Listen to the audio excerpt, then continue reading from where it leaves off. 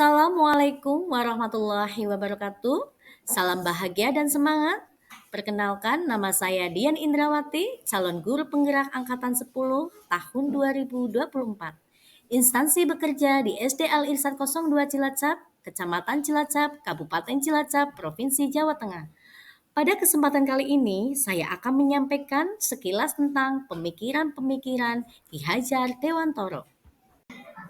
Berdasarkan apa yang dapat kita pahami, dalam beragam jenis pendidikan itu, pendidikan diartikan sebagai tuntunan dalam hidup, di mana tumbuh kembangnya anak-anak. Maka, pendidikan dimaksud adalah menuntun segala kodrat yang ada pada anak agar mereka dapat mencapai keselamatan dan kebahagiaan yang setinggi-tingginya, baik sebagai manusia maupun anggota masyarakat. Tujuan pendidikan yang saya amati pada zaman kolonial sangat membelenggu hak-hak rakyat dan sifatnya hanya berpihak pada kepentingannya saja, tanpa memberikan hak seluas-luasnya kepada rakyat untuk berkembang. Pendidikan pada zaman kolonial merupakan cikal bakal berdirinya Taman Siswa pada tahun 1922 sebagai jiwa rakyat yang merdeka dan bebas. Yang dimaksud merdeka dan bebas adalah bahwa setiap warga mendapatkan hak pengajaran yang sama tanpa melihat golongan dan latar belakang. Dunia pendidikan saat ini sangat maju dan berkembang sejalan dengan majunya teknologi. Tanpa adanya perbedaan golongan, pola berpikir peserta didik pun semakin maju dan berkembang.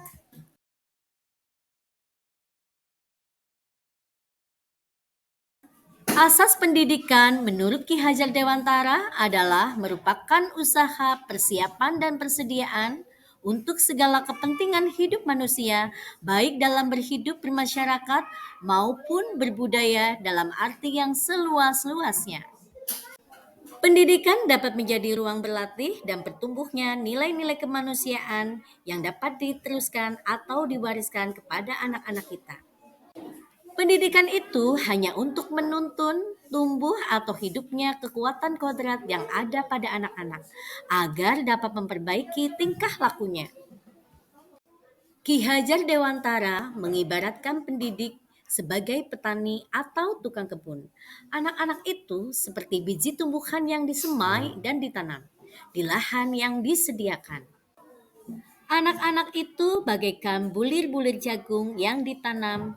Jika biji jagung yang ditanam di tanah yang subur dengan mendapatkan sinar matahari yang cukup dan pengairan yang baik, maka meskipun biji jagung yang kurang baik dan kurang berkualitas dapat tumbuh dengan baik karena perhatian dan perawatan dari Pak Tani atau Pak Kebun. Dalam proses menuntun, anak diberikan kebebasan. Namun, pendidik sebagai pamong dalam memberikan tuntunan dan arahan agar tidak kehilangan arah dan membahayakan dirinya. Seorang pendidik sebagai pamong dapat memberikan tuntunan agar anak dapat menemukan kemerdekaannya dalam belajar. Ki Hajar Dewantara juga mengingatkan para pendidik untuk tetap terbuka, namun tetap waspada terhadap perubahan-perubahan yang terjadi. Waspadalah, carilah barang-barang yang dapat bermanfaat untuk kita, menambah kekayaan kita dalam hal kultur ataupun batin. Jangan hanya sekedar meniru atau menjiplak. Sudahkah laut merupakan Indonesia tradisi para memiliki nelayan di potensi pantai kultural utara yang yang dapat digelar setiap dijadikan tahun sumber pada bulan belajar. Muharram. Kekuatan Dalam acara sosiokultural sedekah laut menjadi terdapat proses ancak berisi menebalkan sesaji kekuatan kepala kodrat kerbau anak dan yang masih berbagai samar-samar. hasil bumi. Pendidikan bertujuan Acara-acara sedekah menuntun, laut dimulai dengan memfasilitasi, arak-arakan yang membantu diiringi anak aneka untuk kesenian menebalkan tradisional garis seperti samar-samar, burok dan tarian agar dapat tradisional memperbaiki yang dimainkan lakunya untuk sejumlah kaum menjadi manusia perempuan. seutuhnya. Setelah Jadi, arak-arakan kertas keliling bukan kampung hingga seperti tempat kertas pelelangan kosong ikan, yang barulah digambar ancak oleh yang orang berisi dewasa. sesaji. Pendidikan dilaksanakan berdasarkan kodrat alam dan kodrat zaman. Ki Hajar Dewantara mengelaborasi pendidikan terkait kodrat alam dan kodrat zaman sebagai berikut.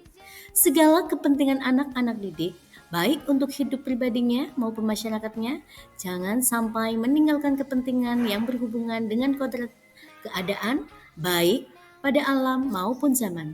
Jika dilihat dari kodrat alam, pendidikan saat ini menekankan pada kemampuan anak untuk memiliki keterampilan sesuai dengan abad 21. Budi pekerti merupakan keselarasan atau keseimbangan hidup antara cipta, rasa, karsa, dan karya. Budi pekerti melatih kesadaran anak yang utuh untuk menjadi dirinya, kemerdekaan diri, dan kemerdekaan bagi orang lain. Keluarga menjadi tempat yang utama dan paling baik untuk melatih pendidikan sosial dan karakter yang baik bagi seorang anak. Keluarga adalah tempat bersamainya pendidikan yang sempurna bagi anak untuk melatih kecerdasan budi pekerti dan watak individual. Budi pekerti merupakan keselarasan atau keseimbangan hidup antara cipta, rasa, karsa, dan karya. Budi pekerti melatih kesadaran anak yang utuh untuk menjadi dirinya, kemerdekaan diri, dan kemerdekaan bagi orang lain. Kemandirian dilatih mengeksplor diri agar mampu memiliki kesadaran sosial bahwa dia tidak hidup sendiri, tetapi hidup bersosialisasi, sehingga ketika membuat keputusan dapat dipertanggungjawabkan. Budi pekerti melatih anak untuk memiliki kesadaran diri yang utuh, menjadi dirinya, untuk memerdekakan dirinya maupun memerdekakan orang lain. Hal terpenting yang harus dilakukan seorang guru adalah memberi teladan, membangun semangat, dan memberi dorongan bagi tumbuh kembang anak. Hendaknya, sebagai pendidik juga memasukkan unsur permainan dalam pembelajaran agar siswa senang dan tidak bosan, apalagi menggunakan permainan-permainan tradisional yang ada. Selain menyampaikan pembelajaran melalui permainan, kita juga mendidik dan mengajak anak untuk melestarikan kebudayaan. Dalam pembelajaran di kelas, hendaknya kita juga harus memperhatikan kodrat anak yang masih suka bermain. Lihatlah, anak-anak yang sedang bermain. Pastinya mereka akan senang dan ini akan membuat bekas yang membekas di hati dan pikiran anak-anak. Demikian sekilas tentang pemikiran-pemikiran Ki Hajar Dewantara. Semoga dapat bermanfaat untuk kita semua. Mohon maaf jika ada kekurangan. Guru penggerak, bergerak, dan menggerakkan pendidikan di Indonesia. Terima kasih. Wassalamualaikum warahmatullahi wabarakatuh.